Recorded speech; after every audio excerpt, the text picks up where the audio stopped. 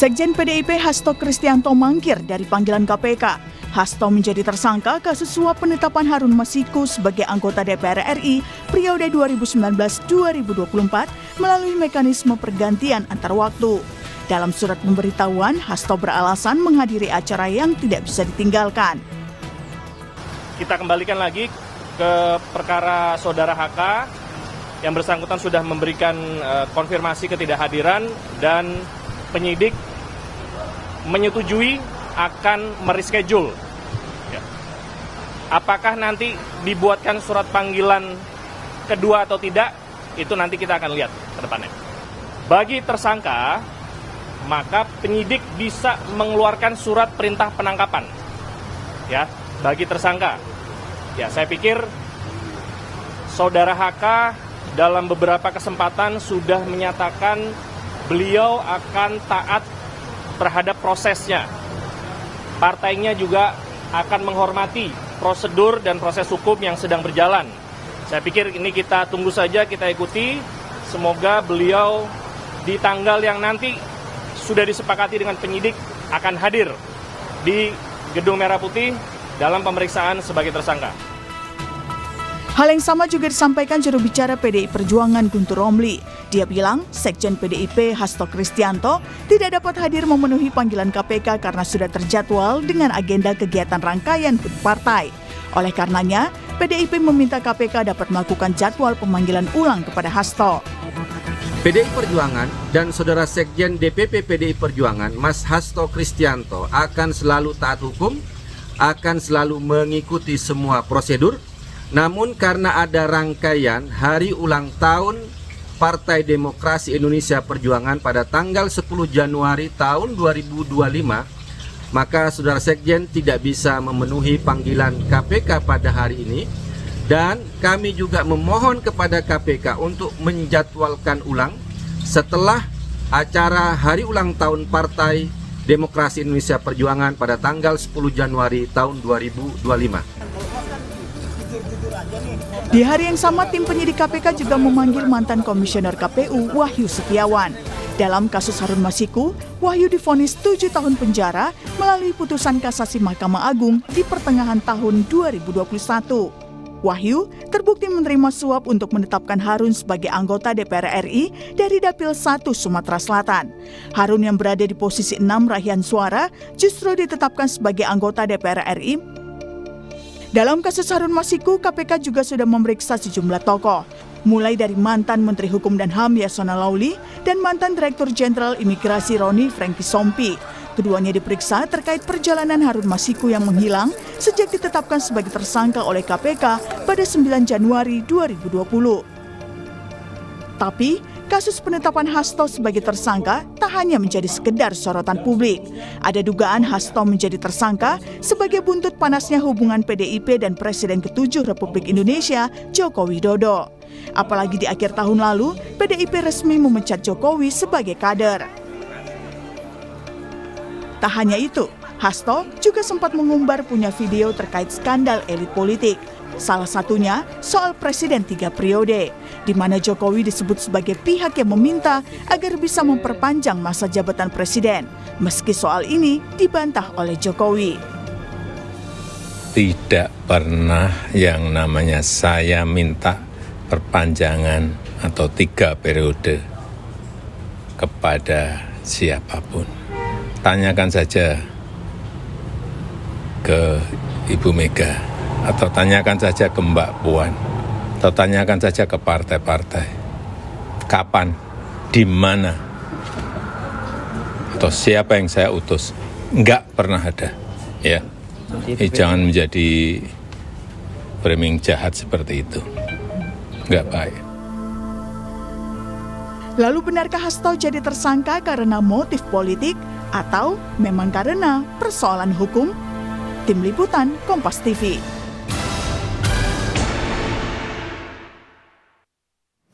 Sekjen PDI Perjuangan Hasto Kristianto jadi tersangka kasus Harun Masiku. Hasto dijerat 2 kasus, yakni suap pergantian antar waktu dan perintangan penyidikan dalam upaya penangkapan Harun Masiku. Tapi penetapan Hasto sebagai tersangka juga menimbulkan dugaan keterkaitan dengan panasnya hubungan Joko Widodo dan PDI Perjuangan. Apalagi Jokowi telah resmi dipecat sebagai kader pada akhir tahun lalu.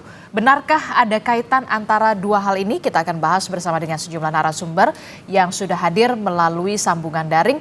Ada juru bicara PDI Perjuangan, Mas Guntur Romli. Selamat pagi, Mas Guntur Romli.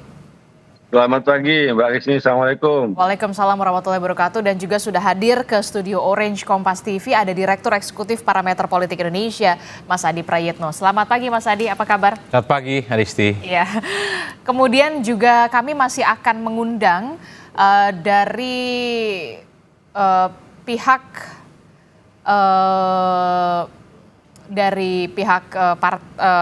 sejumlah pihak begitu ya, Projo. Tapi kita masih Jokowi Mania juga masih akan bergabung kemudian begitu ya. Saya ke Mas Guntur Romli dulu. Mas Guntur, jadi benar kemarin itu Mas Hasto tidak bisa hadir karena ada acara PDI Perjuangan persiapan untuk tanggal 10 Januari. Lalu untuk pemeriksaan KPK sendiri sudah ada jadwal selanjutnya akan diperiksa kapan? Iya, terima kasih Mbak. Jadi memang benar ketika surat panggilan KPK itu datang, Mas Hasto itu sudah memiliki beberapa agenda acara terkait persiapan hari ulang tahun PDI Perjuangan tanggal 10 Januari ini Mbak. Jadi Mas Hasto memohon maaf tidak bisa memenuhi panggilan KPK karena terkait jadwal-jadwal yang sudah tersusun dan partai kami itu kan memang mau ultah gitu.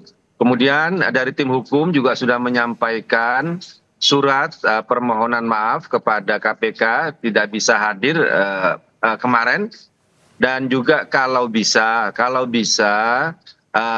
pemanggilan itu diadakan setelah acara HUT partai setelah tanggal 10. Namun semuanya itu ya tergantung kepada KPK kapan memang mau melakukan pemanggilan ulang.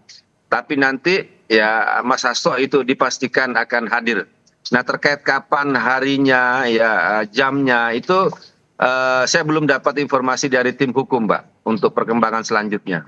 Tapi intinya seperti itu. Jadi menepis adanya dugaan Mas Hasto ini ada kekhawatiran ditangkap begitu ya, makanya tidak hadir. Jadi ditepis ini ya, memang karena ada acara PDI Perjuangan ya. Ya, memang ada acara Mbak, bukan karena tidak ingin hadir. Selama ini kan juga Mas Hasto kan tidak pernah mangkir ya dari panggilan KPK, baik sebagai saksi ataupun juga dulu juga menjadi saksi di pengadilan. Jadi segala proses hukum akan selalu diikuti dan akan mengikuti prosedur Mbak. Jadi nggak akan mangkir. Kalau memang ada acara ya nggak bisa hadir ya. Makanya diminta untuk penjadwalan ulang, begitu Mbak. Oke, berarti after tanggal 10 dipastikan Mas Hasto akan hadir ketika dipanggil oleh pemeriksa penyidik KPK? Boleh, ya. Kalau bisa setelah tanggal 10. Makanya semuanya diserahkan kepada KPK, kalau bisa gitu. Kalau Ibu Mega sendiri bagaimana? Kan waktu itu beberapa waktu yang lalu begitu ya, Bu Mega sempat mengatakan akan turun tangan lah ketika Mas Hasto ini ditersangkakan dan segala macam lah. Nah ini ditangkap begitu. Nah bagaimana sekarang? Ya itu pernyataan Ibu Megawati Soekarno Putri kan terkait memang yang sebagai bentuk tanggung jawab beliau sebagai ketua umum yang tidak akan membiarkan ya sekjennya yaitu Mas Hasto menghadapi hukum ini kan sendirian. Karena kalau kita menyimak kembali rilis yang dibacakan oleh Ketua KPK saat penetapan, mentersangkakan Hasto Kristianto itu kan selaku sekjen PDI Perjuangan, itu kan juga ada jelas Mbak. Kemudian juga yang disebut dengan bukti-bukti yang disampaikan Ketua KPK saat itu, meskipun bagi kami itu bukti yang nggak terkait dan tidak masuk akal, bahwa terkait penempatan caleg, terkait PAU yang disebut sebagai bukti kasus penyuapan, itu kan menunjukkan bahwa Hasto Kristianto ditersangkakan karena sebagai sekjen PDI Perjuangan dan ada tugas-tugas kesekjenan. Maka dari itu Ibu Megawati Soekarno Putri sebagai ketua umum ya tentunya akan memberikan dukungan dan tidak akan membiarkan sekjennya ya, dikriminalisasi. Dalam konteks inilah pernyataan beliau sampaikan, Pak. Ketegasan untuk memberikan dukungan kepada sekjen PDI Perjuangan. Akan turun tangan? Ya, tentu saja ya tidak akan membiarkan.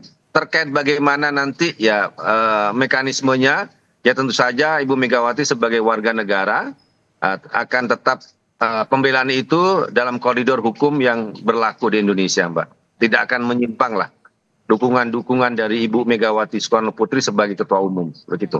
Oke, penetapan tersangka dari Mas Hasto ini banyak yang menduga ada kaitannya dengan pemecatan dari Joko Widodo dan juga beserta keluarga, karena setelah tidak lama dari pemecatan Jokowi dan juga keluarga ini kemudian nama Sekjen PDI Perjuangan Hasto Kristianto ditetapkan menjadi tersangka. Respon Anda soal ini, benarkah demikian? Apakah ada kaitannya?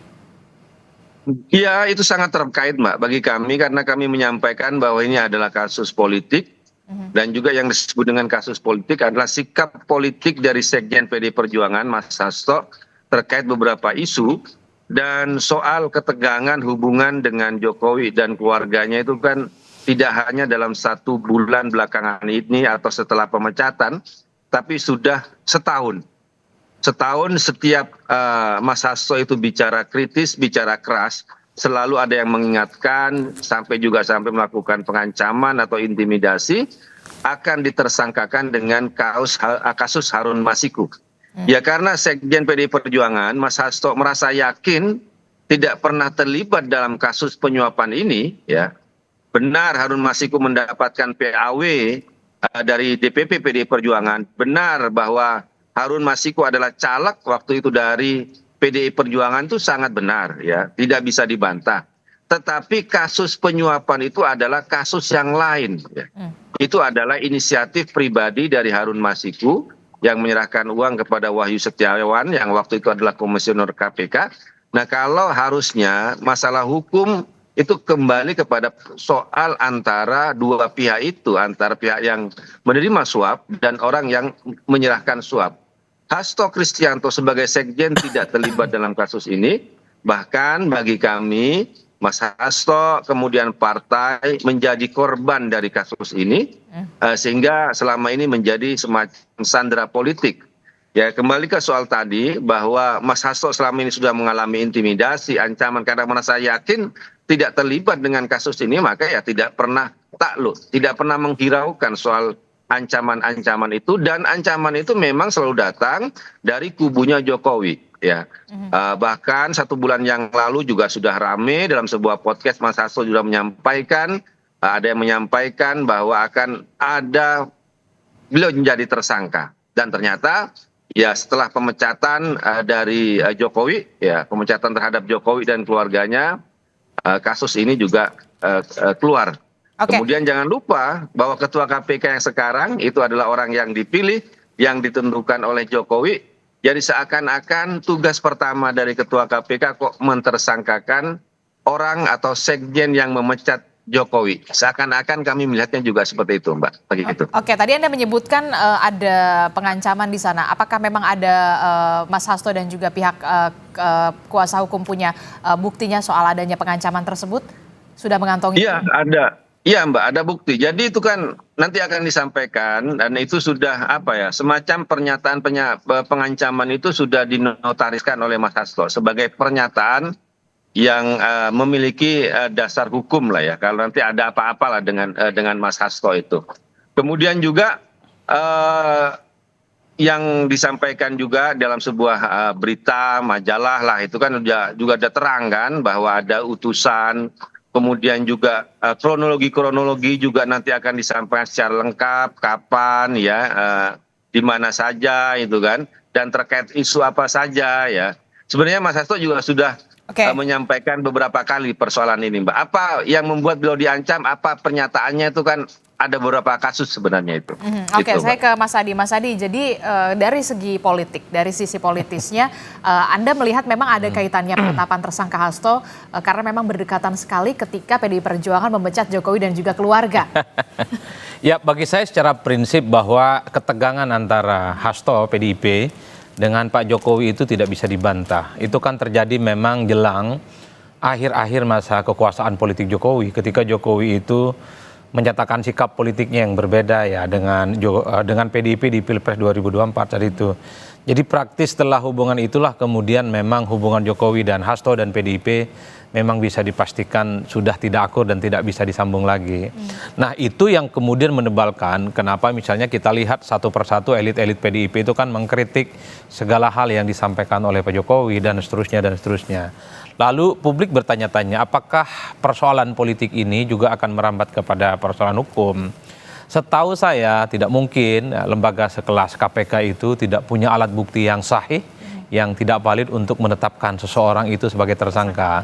Artinya apa? Kalau kita mau hitung satu persatu argumen-argumen dari KPK, bahkan Novel kalau tidak salah menyatakan mantan penyidik KPK sebenarnya sejak 2020-2021 ada rekomendasi supaya Pak Hasto saat itu sudah mulai ditetapkan sebagai tersangka, tapi kan pimpinan KPK saat itu kan menolak dan kemudian tidak menindaklanjuti. Itu artinya persoalan di KPK ini kan soal madhab politik ternyata.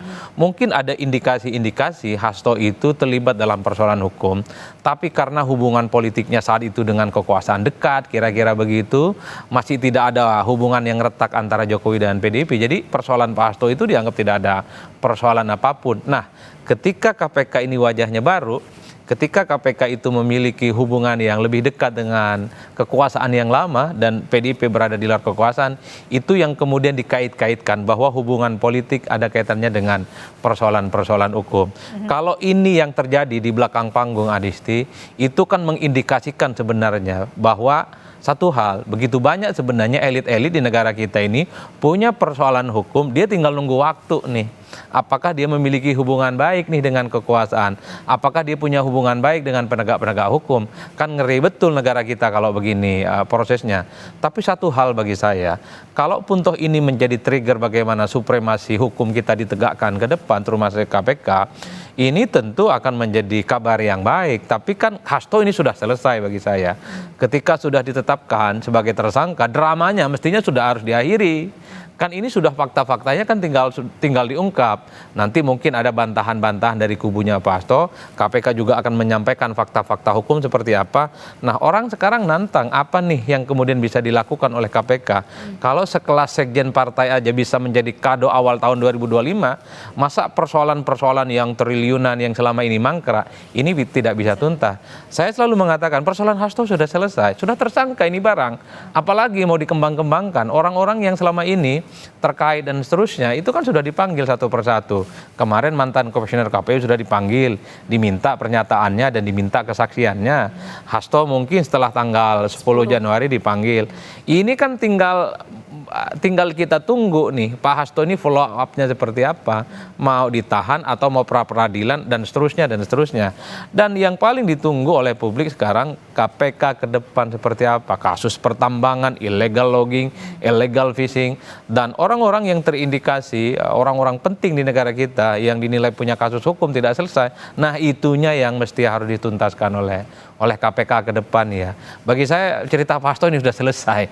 Tinggal teman-teman PDIP, tim hukumnya itu cari jalan keadilan, mungkin pra-peradilan. Kemudian KPK akan menindaklanjuti dengan temuan-temuan bukti yang dikembangkan. Itulah yang saya kira dramanya sudah selesai mestinya. Dan KPK mesti fokus pada hal-hal yang jauh lebih besar dan jauh lebih merugikan negara yang jumlahnya triliunan. Oke, bagi saya di situ konteksnya. Kalau Anda mengatakan ya sudah selesai karena Hasto sudah ditetapkan sebagai tersangka, tinggal kemudian PDI Perjuangan mengajukan proses hukum, langkah hukumnya para peradilan begitu ya. Tapi kemudian yang menarik adalah pernyataan dari Joko Widodo yang mengatakan ya sudah tanya saja soal 3 periode. Pak Jokowi mengatakan itu framing dan segala macamnya. Kalau kita tarik garis merahnya, ada kaitannya nggak sih dengan penetapan ini? Kan kalau mau jujur sebenarnya bagian dari salah satu amunisi perang-perangan ya antara Pak Hasto PDIP dengan Pak Jokowi ini kan mungkin karena saat itu ada keinginan 3 periode ditolak, kemudian menambah masa jabatan presiden gara-gara COVID misalnya 2 tahun juga ditolak dan seterusnya. Ini kan memang argumen-argumen politik yang saya kira sudah menjadi keyakinan dan konsumsi umum. Semua elit, semua pemirsa, semua publik sudah paham. Tapi kan kalau fakta hukum kan tidak bisa diintervensi dengan persepsi-persepsi publik. Yang ingin saya tegaskan mungkin, ini kan menegaskan satu hal di negara kita ini, bahwa hubungan politik dengan kekuasaan, hubungan politik dengan lembaga-lembaga penegak hukum, ternyata menjadi suatu hal yang penting.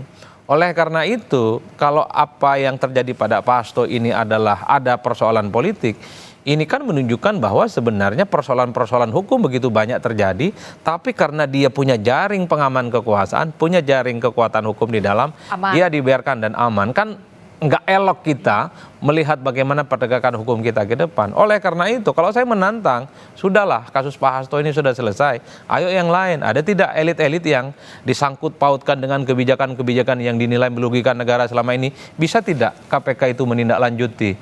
Ini persoalan Hasto sudah 5 tahun loh. Ada persoalan di negara kita itu yang 7 tahun, 10 tahun yang lalu yang jumlahnya triliunan bisa tidak mengungkap.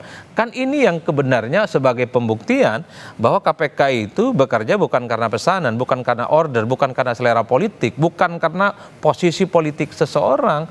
Sudah transparan, fakta-fakta media sudah menunjukkan ratusan, puluhan, dan bahkan ya mungkin bisa kita hitung ya, betapa begitu banyak persoalan-persoalan di negara kita, merugikan negara, melibatkan elit penting, melibatkan kekuasaan, tapi lepas begitu saja. Kan itu sebenarnya, kalau saya concernnya di situ Mbak Adisti. Kalau tadi Mas Adi Prayitno mengatakan kalau pada saat Novel mengatakan pada beberapa media begitu ya, podcast begitu, sebenarnya nama Hasto ini sudah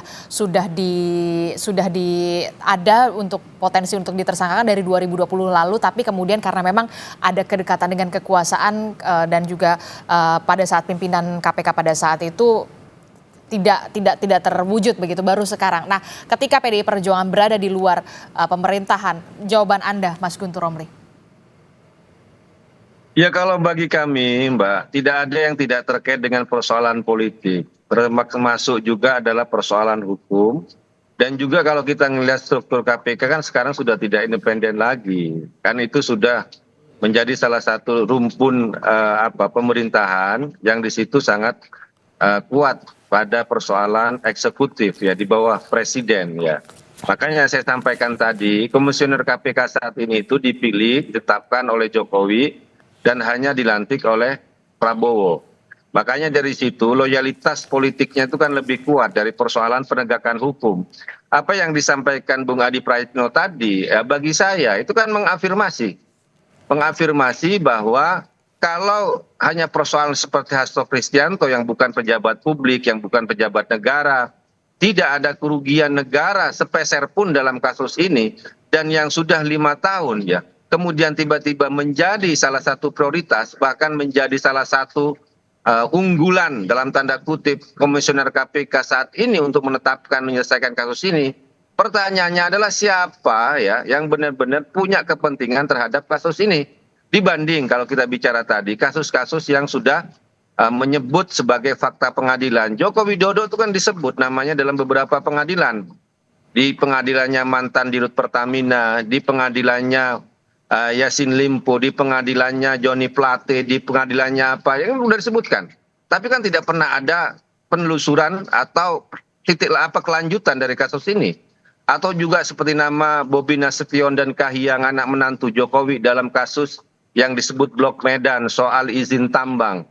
Ya, kemudian apa yang disampaikan oleh Bang Faisal Basri, dugaan penyelundupan biji nikel ke China yang merugikan uang negara triliunan, yang sempat ramai pada 2 tahun yang lalu tapi sampai sekarang udah nggak ada kejelasannya ya. Kemudian juga laporan dari Ubaidillah Badrun terkait dengan dugaan kolusi korupsinya anak-anak Jokowi yaitu Gibran dan Kaisang, kan tidak pernah publik mendengar kasus private jet dan sebagainya. Jadi ini yang pertanyaannya ya, kalau KPK dalam prioritas yang dilaksanakan lebih nampak kepada tebang pilih, maka kami melihat siapa yang menjadi punya kepentingan ya terhadap tindak tanduk kebijakan KPK saat ini. Terkait juga misalnya beberapa elit ya, elit-elit politik yang sudah katakanlah disebut namanya atau menjadi dugaan atau juga menjadi yang sudah kasus-kasusnya mulai masuk dalam penyidikan atau apapun lah ya. Dan ini nggak pernah diselesaikan. Persoalannya adalah mereka saat ini memang lebih dekat kepada kekuasaan. Jadi kami melihat bahwa KPK saat ini lebih banyak menjadi alat politik ya, kekuasaan. Begitu, Mbak. Oke, tapi kalau dari PDI Perjuangan sendiri kan melakukan pendampingan secara hukum juga, bantuan hukum kepada Mas Ya. Hasto. Apakah nanti juga akan mengajukan pra-peradilan? Ini kan yang kemudian jadi pertanyaan. Kalau memang Anda mengatakan ini soal politik, sandera politik dan segala Ya. macam gitu. Tapi kan dari segi hukum, PDI Perjuangan Mas Hasto bisa mengajukan pra-peradilan soal penetapan tersangka Hasto Kristianto ini. Jangan dijawab dulu, Mas Guntur. Kita akan jeda dulu sejenak, tetaplah bersama kami di Sapa Indonesia Pagi, kami akan segera kembali. Terima kasih Anda masih bersama kami dalam Sapa Indonesia Pagi. Saudara, masih membahas soal antara penetapan tersangka Hasto Kristianto oleh KPK yang diduga erat kaitannya dengan apakah ada kaitannya dengan konflik dengan Joko Widodo dan PDI Perjuangan. Masih membahasnya bersama dengan Mas Guntur Romli dari PDI Perjuangan, dan juga sudah hadir ke studio ada Mas Adi Prayitno. Lanjutkan dialog kita begitu ya. Kami juga sudah mengontak sebenarnya, mencoba menghubungi Projo dan juga Jokowi Mania, tapi sampai saat ini belum ada respon sama sekali. Kami berharap bisa bergabung bersama kami dalam dialog di Sapa Indonesia Pagi hari ini tentu saja. Ke Mas Guntur Romli. Mas Guntur, jadi kalau PDI Perjuangan sendiri kan sudah memberikan pendampingan secara hukum begitu ya, dukungan juga. Anda menyebutkan ini sandera politik dan erat kaitannya terhadap politik dan segala macam. Nah, apakah memang akan mengajukan pra-peradilan kalau memang sudah tidak puas begitu dengan penetapan tersangka dari Hasto Kristianto ini? Ya Mbak, tadi Projo dan Jokowi Mania nggak ada ini Mbak. Iya, Kayaknya belum kami masih bangun tuh, mengontak terus. Belum ada yang bangun kayaknya. Jadi gini Mbak, terkait dengan pembelaan hukum, ya tentu saja itu ada tim hukumnya ya. Biasanya itu disampaikan oleh Bung Roni Talapesi. Dan itu ya pembicaranya beda lagi Mbak. Kalau soal hukum, saya kan tidak terlalu mengenal persoalan hukum yang ada di Indonesia, hanya belajar dikit-dikit. Background bukan background hukum ya, saya sama kayak Bung Adi Prayitno itu. Kalau hukum Islam bolehlah kita bicara, tapi ini kan hukum yang ada di Indonesia. Nah, kalau terkait dengan pembelaan hukum, soal apa dan lain-lain itu tim hukum Mbak yang bisa diminta untuk menyampaikan hal itu. Kalau saya kan ya batasnya ya ini terkait dengan isu-isu politik, terkait dengan isu-isu kepartaian, bukan persoalan hukumnya, begitu Mbak. Tapi pada intinya tim hukum tentu saja akan melakukan pembelaan menggunakan segala kekuatan, upaya, tapi yang tentu saja dalam koridor hukum untuk memberikan pembelaan terhadap Mas Hasto, gitu Mas. Dari informasi yang kami dapatkan begitu ya, ada informasi kesulitan PDI Perjuangan masih solid, ataukah kemudian agak sedikit riak-riak karena adanya Sekjen PDI Perjuangan yang ditetapkan sebagai tersangka? Ada sejumlah faksi-faksi begitu ya yang kemudian di internal. Benarkah demikian? Kita ingin mengonfirmasi. Kalau disebut bahwa kasus ini tidak berdampak kepada PDI Perjuangan, tentu saja berdampak, Mbak. Ya karena bagaimanapun kan Mas Hasto sebagai sekjen partai dan juga sangat terganggu dengan beberapa rangkaian-rangkaian acara yang harusnya benar-benar fokus ya, HUT partai, kemudian juga tahun ini akan ada kongres, tentu saja sangat terganggu dengan penetapan Sekjen PDI Perjuangan sebagai tersangka. Namun terkait dengan kesolidan ya, kesatuan yang ada dalam partai ya, sampai saat ini masih tetap solid, Pak. Ya karena sampai saat ini pun Mas Hasto tetap sebagai Sekjen PDI Perjuangan, dan itu yang menjadi kemauan, yang menjadi perintah dari Ibu Ketua Umum Megawati Soekarno Putri. Jadi kalau dinamika di internal ya tentu sajalah diskusi terkait dengan kasus ini pasti ada. Tapi itu tidak menunjukkan adanya perpecahan atau menunjukkan faksi, karena kan semua tunduk kepada Ketua Umum PDI Perjuangan Ibu Megawati Soekarno Putri, gitu Mbak. Karena memang saya harus mengonfirmasi ini, katanya informasinya kalau di internal PDI Perjuangan sendiri ada yang kemudian mendukung pro Jokowi, kemudian ada yang kemudian tetap teguh pada peraturan dari keputusan Bu Megawati. Nah, kami ingin mengonfirmasi soal itu sebenarnya Mas Guntur. Oh nggak ada Mbak, nggak ada pendukung Jokowi di PDI Perjuangan Mbak, apalagi setelah dipecat, itu kan udah jelas. Itu kan statusnya udah jelas sekarang Mbak. Kalau sebelum ini ya mungkin bisa ada yang bertemu atas nama kader ya sama-sama satu partai, tapi ketika pemecatan itu sudah datang dan itu merupakan bentuk penegasan dari Ibu Ketua Umum bahwa Jokowi sudah bukan bagian lagi dari PDI Perjuangan, dan apabila ada misalnya ada kader yang melakukan komunikasi atau pertemuan atau apapun, pasti akan ada sanksi yang tegas dari partai itu, Mbak. Itu nggak ada kalau sekarang gitu sudah, Mbak. Oke, Begitu. jadi memang ketika Joko Widodo sudah dipecat, walaupun memang kalau memang ada betul yang kemudian mendukung Joko Widodo di dalam internal PDI Perjuangan, tidak mungkin loh Joko Widodo kembali lagi menjadi merah, begitu ya? Ya, nggak mungkin itu sudah, Mbak. Nggak mungkin itu sudah. Oke, saya ke Mas Adi. Mas Adi, kalau kita melihat begitu ya hubungan Joko Widodo bersama PDI Perjuangan yang tadinya kita tahu seiring sejalan, kemudian dengan berbagai macam riak-riak sampai akhirnya semacam ini terjadi begitu ya.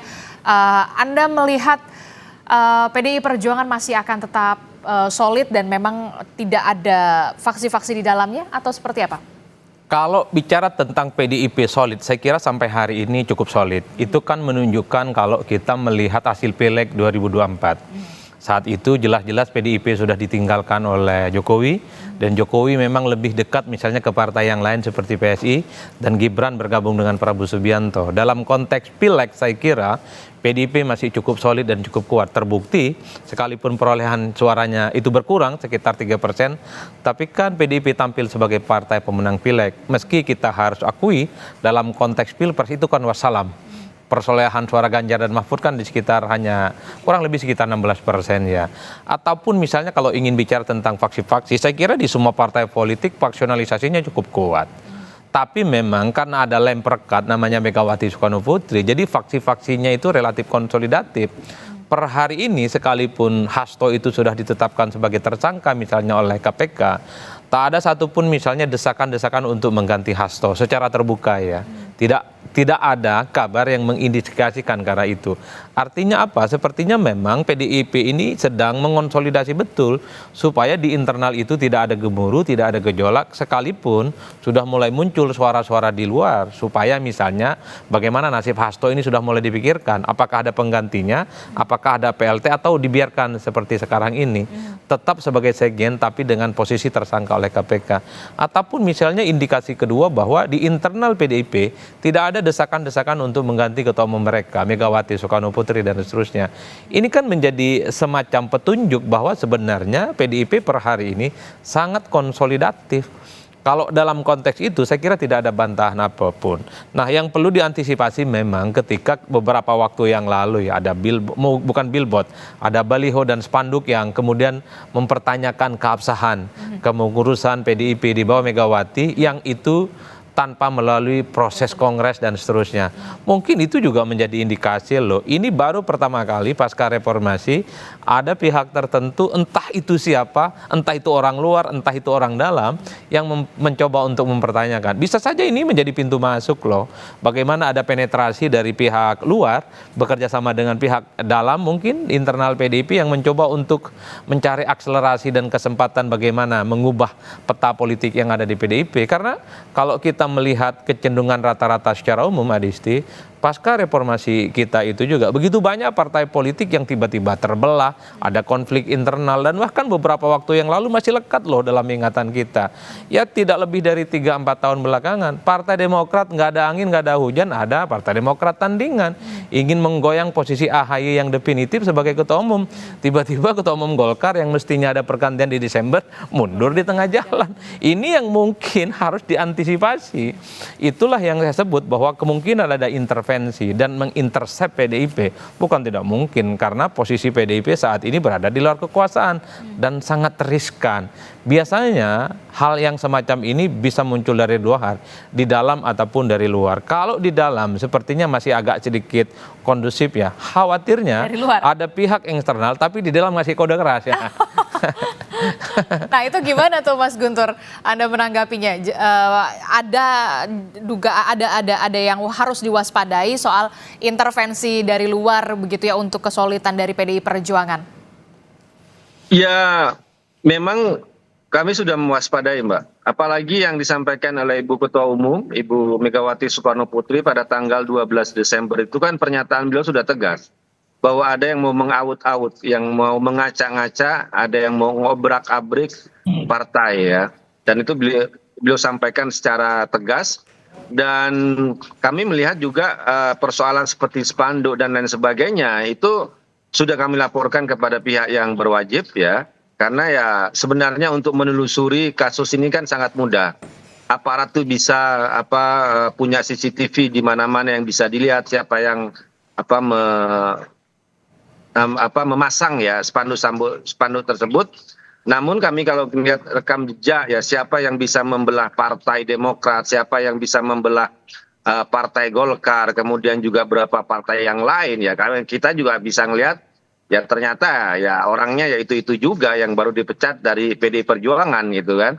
Kemudian juga terkait juga ada desain yang lebih besar bahwa upaya untuk mengganggu PDI Perjuangan dengan mempertanyakan soal keabsahan, kemudian juga terkait dengan masalah kasus hukum, menggunakan bagi kami sangat kuat indikasi menggunakan KPK untuk menggedor ya atau melakukan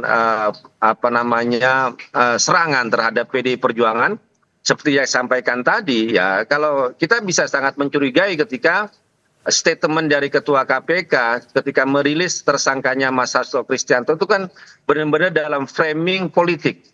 Mas Hasto sebagai sekjen partai, kemudian yang dianggap sebagai bukti adalah tugas-tugas kesekjenan dan dari soal penempatan caleg, penempatan PAW. Jadi kelihatan sekali ini mau dihadap-hadapkan antara PDI Perjuangan dengan KPK. Siapa yang melakukan tentu saja bukan PDI Perjuangan, tapi ya dari KPK sendiri yang bagi kami menerima ya dalam tanda kutip pesanan-pesanan untuk mengganggu PDI Perjuangan. Jadi indikasi itu sangat kuat, Mbak. Begitu. Oke, saya sapa dulu Mas Guntur, ada Pak Handoko, Sekjen Projo, baru bergabung bersama kami. Selamat pagi, Pak Handoko. Oh, Mas Handoko. Mas Guntur. Ya, Mas Handoko, ini kita lagi membahas soal bagaimana kita lagi membahas ini soal bagaimana kemudian penetapan tersangka dari Hasto Kristianto, Sekjen PDI Perjuangan ini dikait-kaitkan dengan adanya konflik antara Joko Widodo dengan PDI Perjuangan. Nah, kalau dari Projo sendiri melihatnya seperti apa? Ya gini, kalau dari kami kan sebetulnya ya heran aja kami ini dari Projo ini selalu urusan apa-apa kemudian kaitannya ke Pak Jokowi. Ini yang susah untuk diterima oleh kami ataupun juga saya yakin sebagian besar rakyat Indonesia. Jadi seolah-olah apa yang terjadi yang bersinggungan dengan PDIP itu kemudian tertuduhnya jadi Pak Jokowi. Ini kan aneh gitu loh ya. Urusan Mas Hasto berurusan dengan KPK yang langsung yang disinggung adalah itu peran Pak Jokowi. Bagaimana itu kemudian bisa kita terima gitu logika semacam itu susah sekali padahal bahwa kita mengakui bahwa memang ada beda jalan antara Pak Jokowi dengan PDIP yang kita tahu dalam proses Pilpres kemarin ternyata Pak Jokowi tidak sejalan dengan PDIP. Tetapi kalau kemudian PDIP melakukan serangan-serangan yang cukup masif itu selalu mengarah ke Pak Jokowi, apa-apa kemudian dikaitkan ini adalah penyebabnya Pak Jokowi, saya kok menjadi merasa ini kok terlalu kemana-mana melantur terlalu jauh itu makanya bahasa saya kemarin gitu kan urusannya selalu ke Pak Jokowi dan saya yakin sebagai sebuah partai politik yang sudah cukup matang sudah dan juga kita tahu semuanya PDIP ini menang pemilu berkali-kali, saya yakin terlalu menyederhanakan persoalan ini dengan kemudian menuduh Pak Jokowi.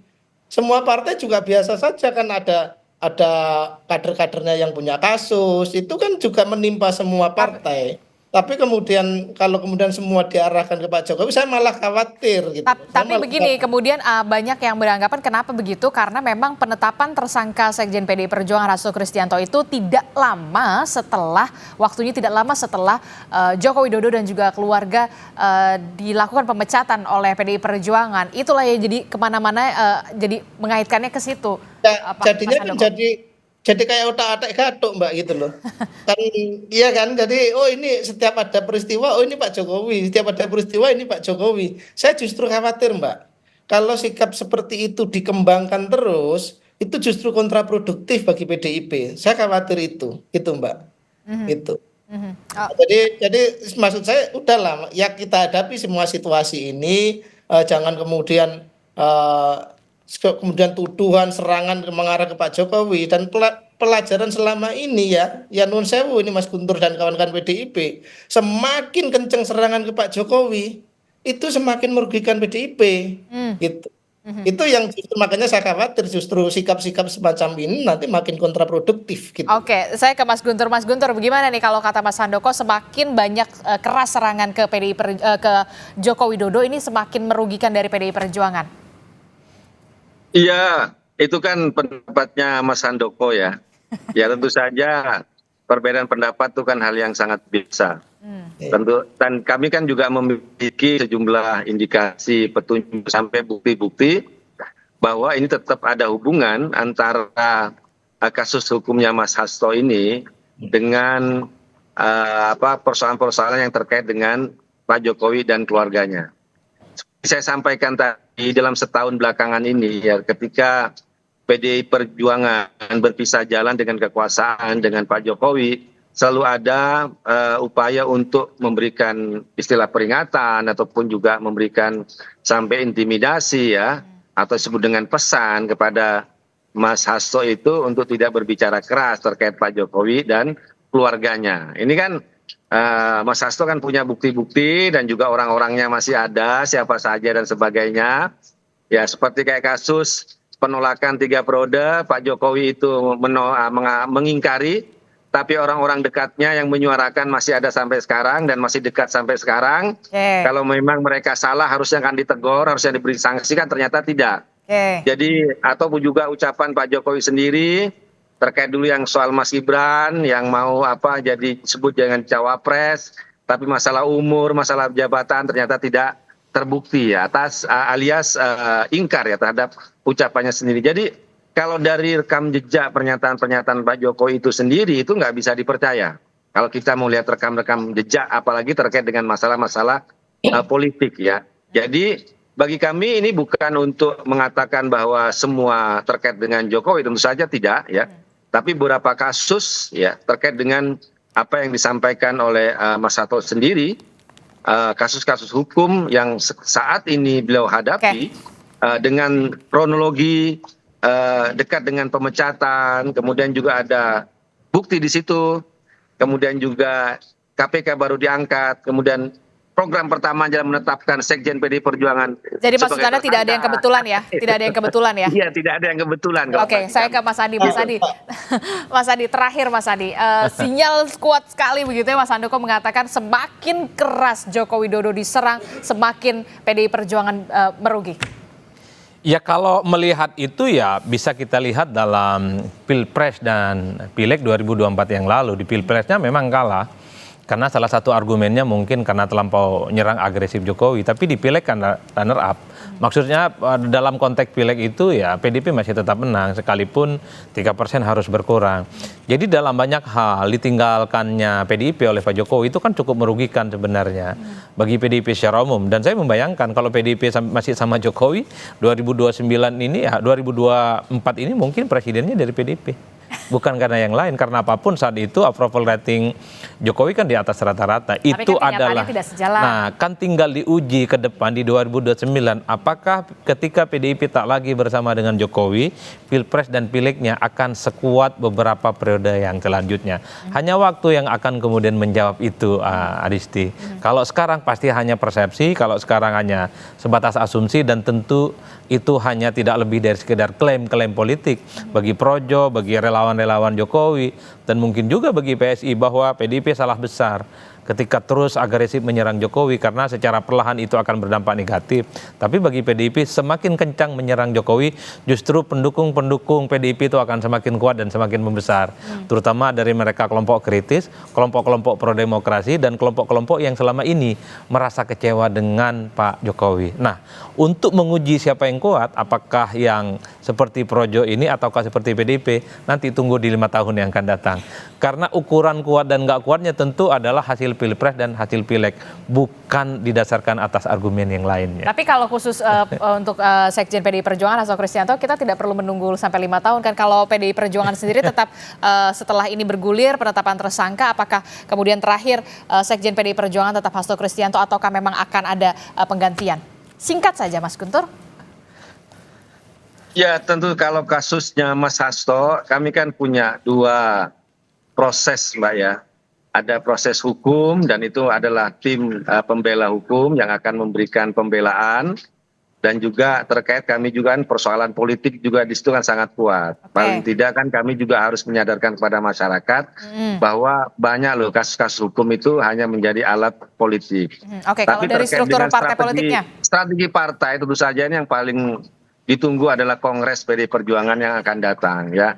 Karena strategi-strategi partai ke depan itu benar-benar akan dimatangkan. Ya pengalaman sebelum ini, hubungan dengan berakhirnya dengan Pak Jokowi, kemudian juga putusan MK yang barusan ya untuk soal presiden threshold yang sudah tidak ada, presiden threshold ya. Itu juga akan menjadi kebijakan-kebijakan yang harus diambil oleh partai dalam Kongres. Dan itu tempatnya di Kongres Mbak. Gitu. Oke, baik, kita akan tunggu bagaimana nanti di 10 Januari 2025 apakah nanti ada kejutan yang diberikan oleh PDI Perjuangan. Terima kasih Mas Guntur Romli telah bergabung bersama kami. Mas Handoko, terima kasih sudah bergabung. Terima kasih Mas Handoko, Mas Adi Praetno, terima kasih. Terima kasih Terima kasih Bang Handoko, Bapak-bapak. Bang Guntur. Sehat selalu.